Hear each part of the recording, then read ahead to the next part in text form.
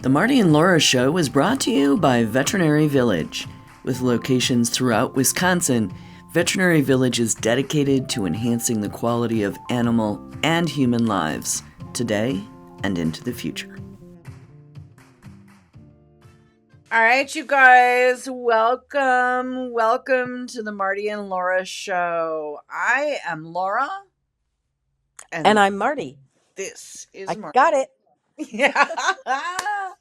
We have this shtick. We've got it. I got one line and I got it. We're so happy you guys are here. We enjoy our time with you so much, and we're particularly enjoying this month of November and our month of Thanksgiving here at the Marty and Laura Show. And today we are going to talk about being thankful for your veterinarian and your veterinarian staff. And we have a special giving opportunity, because we said that we were going to do giving opportunities for every episode this month. And so our giving opportunity this week is Not One More Vet. And Not One More Vet is a really important organization that was created in 2014. 2014, yeah. And it was created to talk about, as a result of the suicide of Dr. Sophia Yen, who was very, very well known. In fact, we talked about her a couple of weeks ago in the Fear Free episode that we did. And the statistics are kind of terrifying. In a CDC study from 2019 that was conducted from 1979 to 2015, they found that male veterinarians were over 2 times more likely to die by suicide than the general male population, and that female veterinarians were 3.5 times more likely to die by suicide than the general female population. And so Not One More Vet was created to establish awareness and education about veterinarians' mental health. And we will provide a link in the show notes that will enable you to donate to Not One More Vet. Marty and I have done a number of fundraising opportunities, including a first aid class that we did a few years ago, that proceeds from which were sent to Not One More Vet. So this is an organization that we both feel really strongly about, and we are really excited to talk about the gratitude that we have for our veterinarians and how important it is that we share that, right, with our veterinarians. Right. And I think that sometimes goes unidentified is you may really appreciate your veterinarian, the team that they have working with them, the receptionists, the customer service representatives, the veterinary assistants, the vet techs, the whole array. And I think it's really important that you share that gratitude with those people. I just did a presentation at National Animal Interest Alliance last week with the focus of how to rejuvenate the veterinary client relationship, because sometimes it gets lost, and it may not be that you intentionally lost it as a pet owner, but we know you're stressed, we know your pet is sick, you were up all night cleaning up whatever it is that you had to clean up. And it's really hard to be gracious and to be lovely on the phone or in person when you're in that stressful situation. But I can't even begin to emphasize how important that is. I think the hardest job that we have at the veterinary clinic is the CSR, the customer service representative, the person that answers the phone, because they're in the squeeze. They're the squeeze between you as the client calling with a crisis and needing help and the veterinary staff that's already booked full, the veterinarians and the vet assistants and the vet techs booked full with appointments and surgery, saying, I'm not sure how we're going to fit one more thing into this it's 10 pounds of what in a 5 pound bag, and it becomes Mhm. really a challenge for that receptionist to try and balance the needs of the client versus what the rest of the staff needs are, so that we can still provide the quality of care that you want, because getting you through the door isn't going to help you if the quality of care isn't there. So I think that's this balancing act that we all try to achieve. So be gracious, be kind, be thoughtful, be aware that that's a very, very hard job. Now, the job I tell people that's the most important job may surprise you. What do you think I say the most important job at the veterinary clinic is? The person that mops the floors because I've been Exactly. there. I've Exactly. literally seen what those rooms look like. It's the cleaning staff. Yep. And that's what I tell them when we have cleaning staff that comes in. I'm like, you're the most important person in the building, because if you don't do your job well, it doesn't matter how great the surgery is. It doesn't matter how wonderful the Yep. customer service was. If Disinfecting. Yeah. there's one speck of blood, if there's one little fiber of hair on the floor, you're going to be like, this place is filthy. Well, we're trying to get you in, we're trying to get you out. And honestly, dogs shed and stuff happens. And And no matter pee how on things hard and we do try. things that you don't want them to do. Exactly. So the most important job at the veterinary clinic is the cleaning staff. The most important piece of equipment I own, again, this is going to surprise you. You won't even begin to guess this. Your mop. No, the popcorn machine in my lobby. Love that. Because if the cat Well, your smells like lobby is urine, really beautiful, I have to say. So, yeah, but it has room for a popcorn machine. It's not the coffee maker that does it. So if there's a cat that doesn't smell good, if there's a dog that doesn't smell good, something bad happens, turn the on the popcorn, popcorn maker. it covers up the smell of everything. And if you've got a bunch of people that are in a bad mood because they're hungry or their kids are hungry or whatever happens, you hand them a bag of popcorn. Who can resist a bag of freshly popcorn, right? So I have priorities in my practice. Insider information, y'all. It it truly is. It It's truly is. not the plug-in. It's not the, what's that air freshener thing? No, it's popcorn. Yep, it's popcorn, man, because you can't eat the air freshener, but you sure can eat the popcorn. So I think it's important that you identify the people on the team that have been helpful to you, that you respect them, that you treat them with respect. When you call the veterinary clinic and you have something going on, help them help you. So don't say, I just need to talk to the vet. No, tell them what's going on so that they can help to prioritize it, because Details. every, yeah, Details. details. Details. Everybody thinks their crisis is the worst. I got a phone call today from someone at the clinic who said, it's an urgent problem and it's about the bylaws for my kennel club. Okay, it's urgent, but it's not emergent. So nobody's going to die if the bylaws don't get finished by 4 o'clock this afternoon. But your dog could die if we don't get them in the door. So, be nice to the staff, explain to them what you need.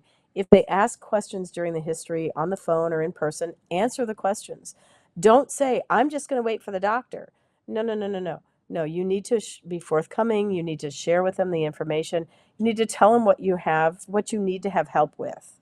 Okay, so And if Mark, they, I think it's really important to help people understand.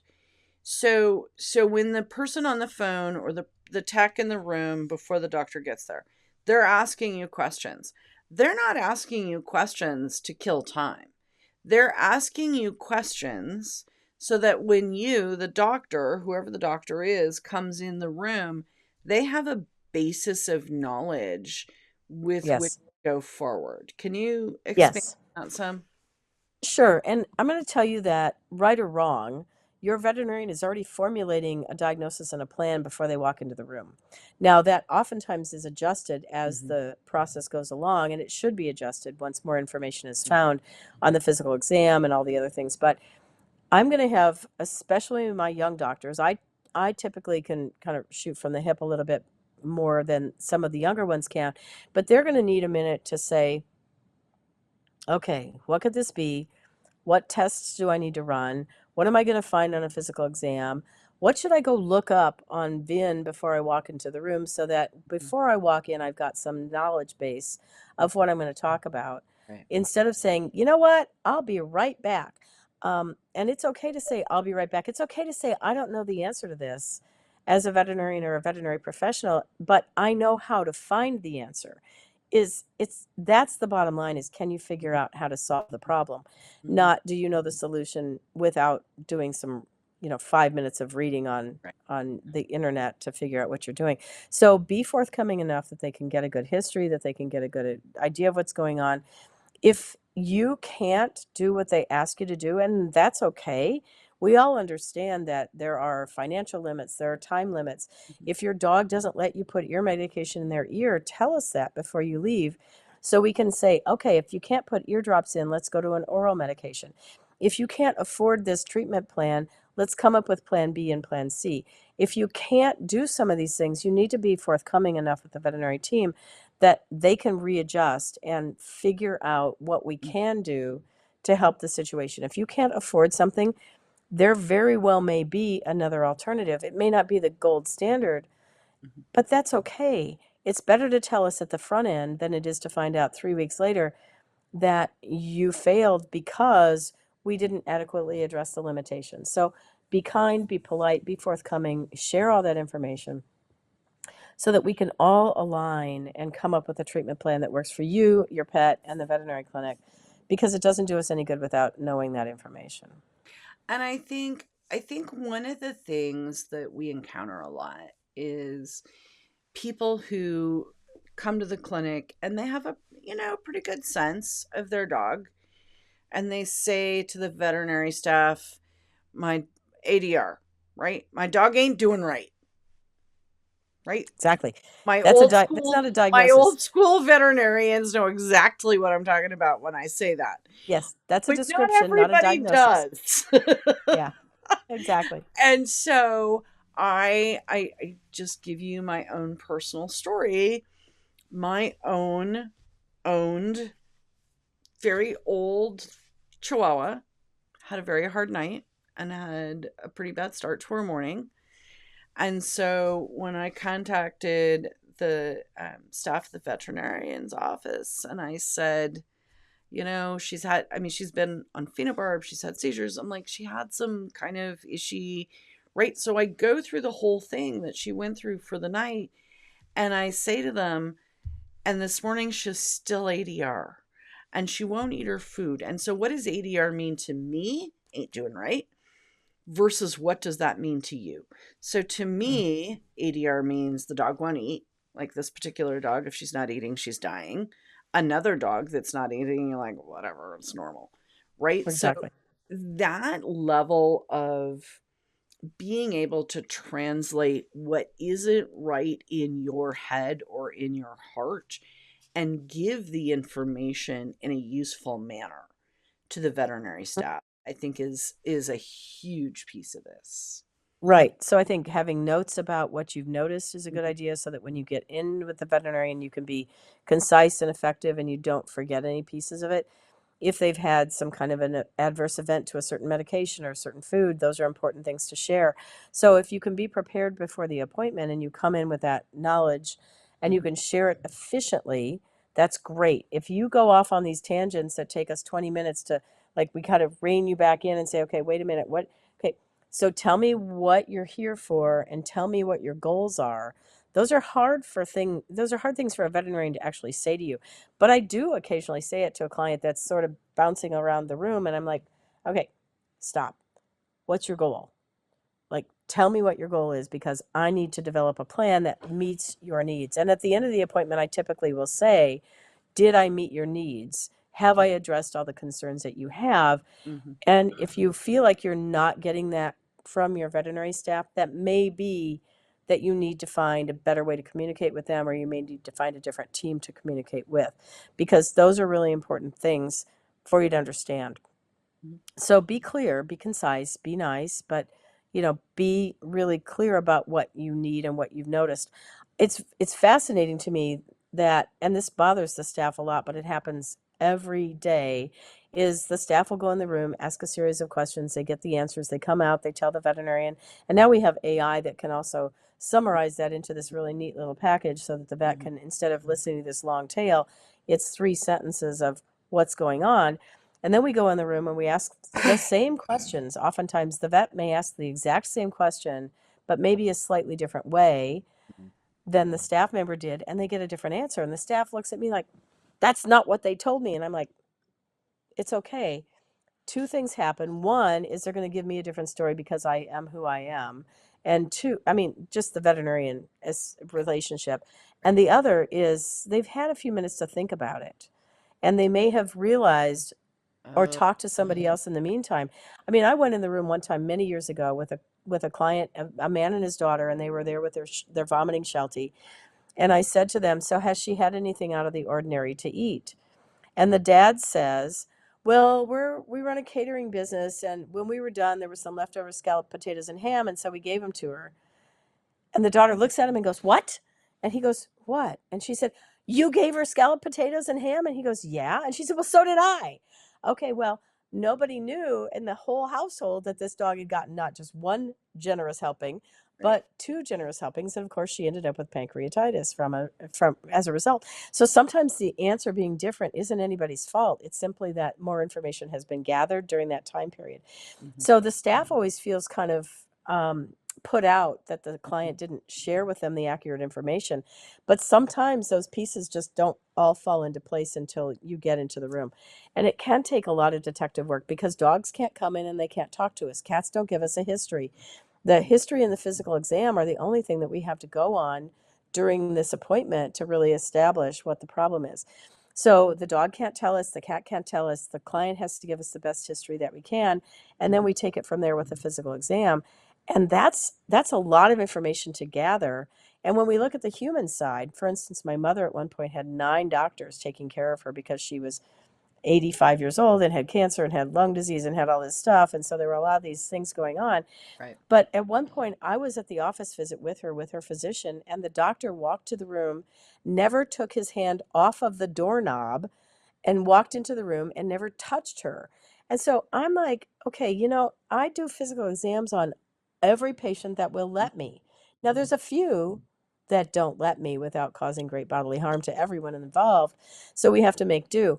But in general, the physical exam and the history are what we have to go on. And so if you are missing pieces of that because Mhm. your partner didn't tell you something, or you forgot that you didn't get the medication, or you gave the wrong meds the wrong way, or whatever, those are really important pieces of information to share with your vet.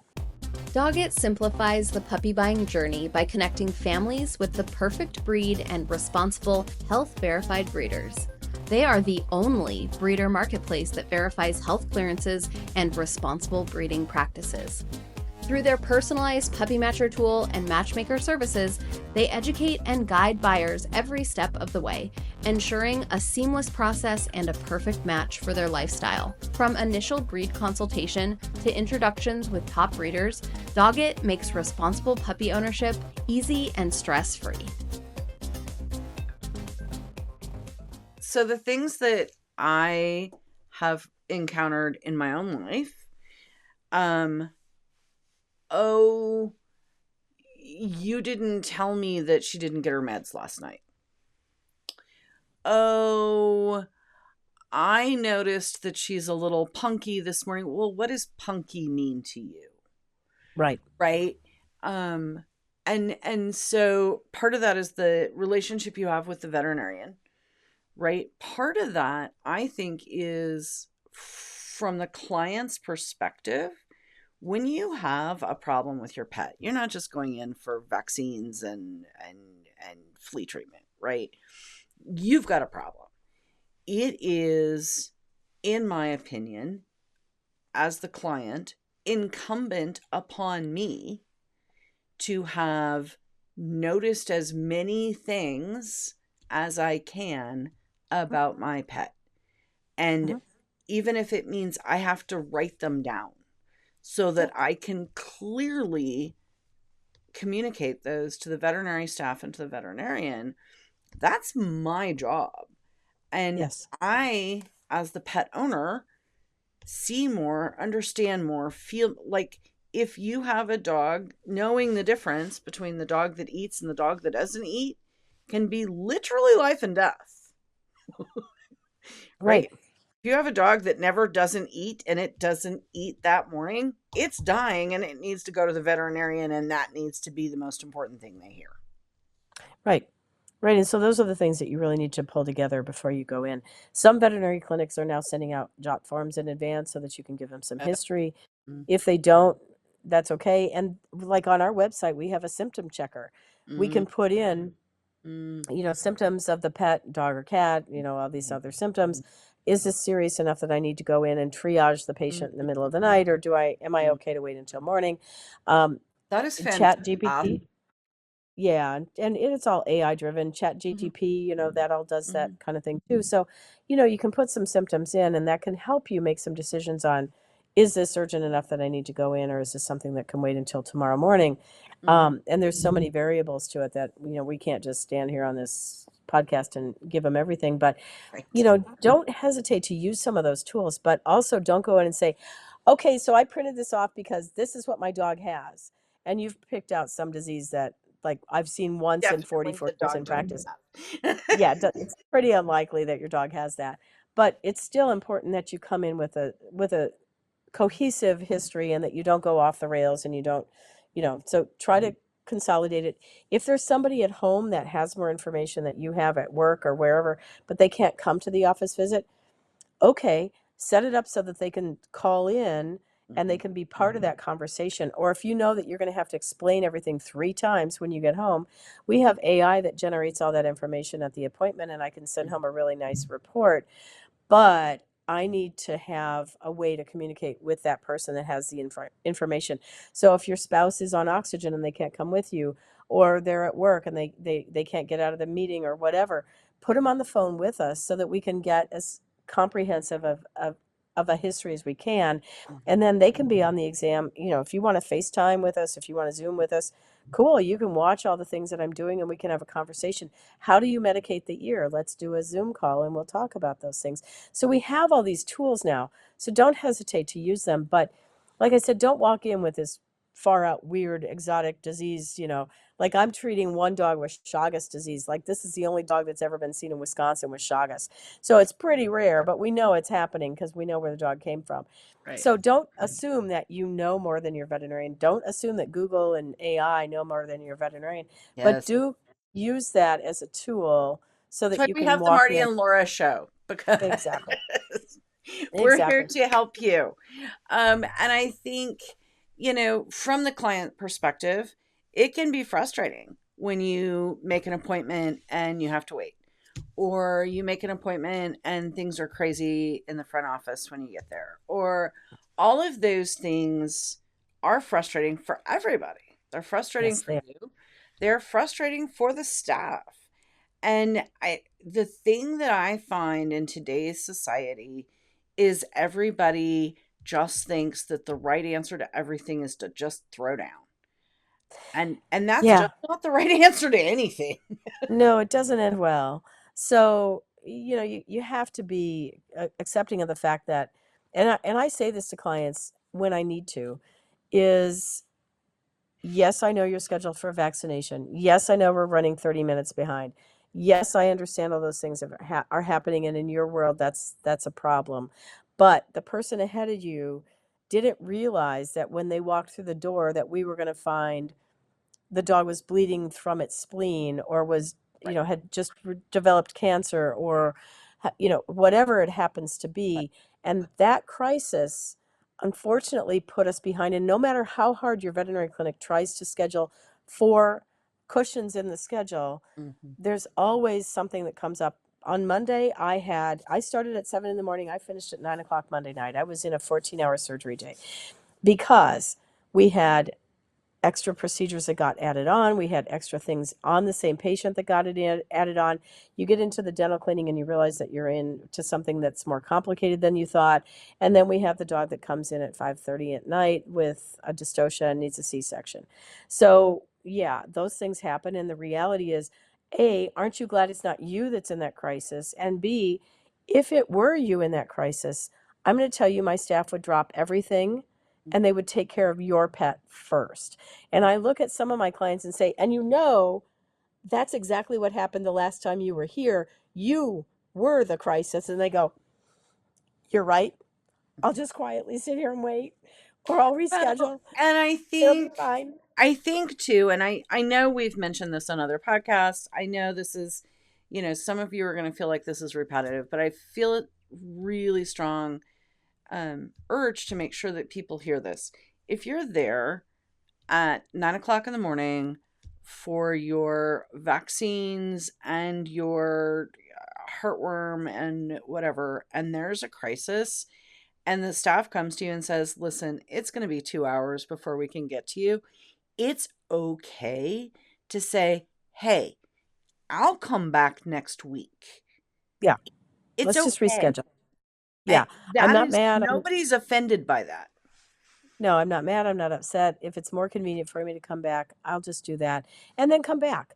I mean, don't get snarky about it because Mhm. it truly will be you at one point. Another It time. will be you with that crisis because at some point everybody has a crisis in the life of their pet, in the life of themselves. It happens. So just be accepting of the fact that they do their very best, but they can't do there's only so much that the team can accommodate at one time. Yeah. So you have to roll with it and just say, yeah, I get it. I'll come back next Thursday. And That'll be okay. I think that the most important thing I want to take away from this, in addition to you can always reschedule a regular appointment, Yeah. and life is not going to end if you don't get your vaccines today and you get them a week from today. Um, Screaming obscenities at those people in the office is why we have to have not one more vet as an Right. organization that helps people in mental health crisis, because you are now the 30th person who screamed obscenities at them today. This morning. Yeah. Yeah. And remember now, you have no expectation of privacy anymore. Your phone calls are recorded. Your office visits are on camera and Mhm. video. So, behave yourself. And if you want to continue the relationship at that veterinary clinic, you need to behave. Now, I always encourage people, if you have something that your veterinary team has gone above and beyond for, Mhm. that you do something a little extra special for a special person or the whole team. If there's a receptionist that always gets you in, if there's a vet tech that always teaches you to do something, Mhm. if there's a veterinarian that will walk through fire for you, do something a little extra and a little special. And not at Christmas. At Christmas time, our tables are laden with all kinds of things, and we appreciate that. In no way am I saying that that's not appreciated. But you can do some simple things. I was at a meeting this weekend, and there's a young um, breeder that was there. She's 28 years old. I'm sure you know her. She has clumbers, and when she has a C-section, she caters lunch for the staff. Mhm. Now that may be $75 for pizza. Mhm. That's not a lot of money, I do but it it every means time. it means a whole lot Right. to the team. If you want When to you've asked take them. someone to stay until 11 o'clock at night, I promise you, buy them dinner. Exactly. Bring the vet their favorite bottle of wine. Bring the staff a cookout at some Mhm. afternoon when they've got a little extra time. Come in and grill hamburgers for them. Bring them a plate of cookies. None of this is a big expensive thing, but it's very well appreciated by the staff because they often miss lunch. Mhm. They often come in a hurry in the morning, don't get breakfast. They miss lunch because they had to book their noon hour full of appointments that were things going on. And then they stay late for you and they didn't get to the grocery store and their kid's soccer game. So, be aware that those are really important little things that you can do for them. That when you call at 4:30 in the afternoon with a problem, they're going to be like, that person? She's the one that brought us dinner last time. Not, oh my God, it's her Not that one. again. Not that Not one. that. Exactly. So little things like that can make a world of difference. They don't have to be expensive. Bake a pie, bake some cookies, just Starbucks do card. something really I'm nice. just saying. It's Yeah. it's a thing. Yeah, so being nice and being polite it's hard in the moment, but in the overall scheme of things, you're going to feel a lot better about yourself than if you were rude to somebody on the phone. And like I said, we all know who you are because we record everything. Mhm. Most veterinary clinics have the capacity to do this stuff now. We have AI, we have all these things happening. So we have the ability to track it. And I'm Mhm. not threatening you. I'm just saying there is no expectation of privacy anymore. So, it's going to come back to haunt you and you're going to regret some of the things that might have Just accidentally come out of your mouth when no, you were it's upset. not worth it. I mean, you are not more important than someone else. And I think this is a societal thing. Like, this is a whole It conversation. is.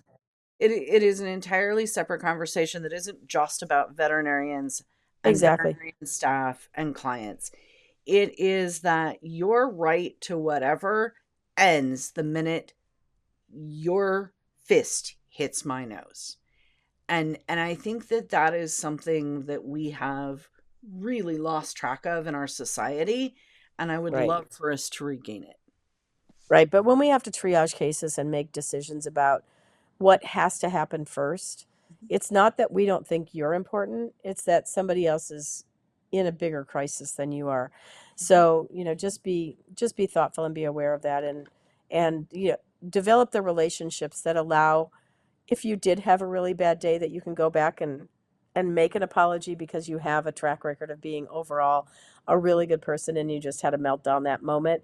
But be brave enough and be person enough Big to enough. go back Yep.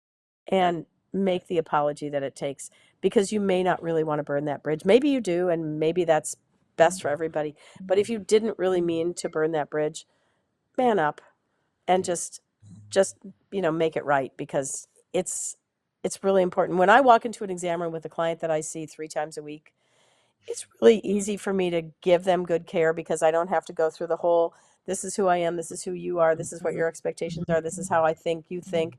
I know how you think because I know you really well. But if I see you once a year, it's a lot more difficult to have those relationships. So those frequent flyers that we have, those are invaluable relationships. And when you've been a client of mine for 30 or 40 years and those are real things, those are really valuable relationships to me. And it hurts my heart when I can't meet your expectations. And I'm sure most of your veterinary team feels the same way, because we are all in a profession of service, and we don't get up in the morning to give you bad service and to give you bad news and to make your life hard. We get up in the morning to help you, and everyone in this profession is here to help, or they wouldn't do it, because the money at a veterinary clinic You're is getting not what rich. drives people. No, no, they can go work at McDonald's or Quick Trip and make better money. So their heart is in the right place. So be sure that you identify that and that you respect that and that you honor that relationship by being the person that you really mean to be. So, in our month of Thanksgiving, we give thanks for our veterinarians. So, thank you, Marty. We will make sure there is a link to Not One More Vet where you could make a donation and who knows, maybe make amends. Yeah, it might pay off. There you go. All right. You have a great night, Marty. I know you're got the kid creds, so feel better. Thanks. Good night. Thank you for joining us on the Marty and Laura Show. We're excited to bring you these unique, fun, fact-based conversations about pet health. We hope you'll join us on social. Stop by the website to sign up for an extra tip of the week for your pet. While you're at it, do us a favor, please, and leave a review wherever you find your podcasts. The Marty and Laura Show is produced by Pure Dog Talk, Inc., sound design and editing by Premium Audio Services.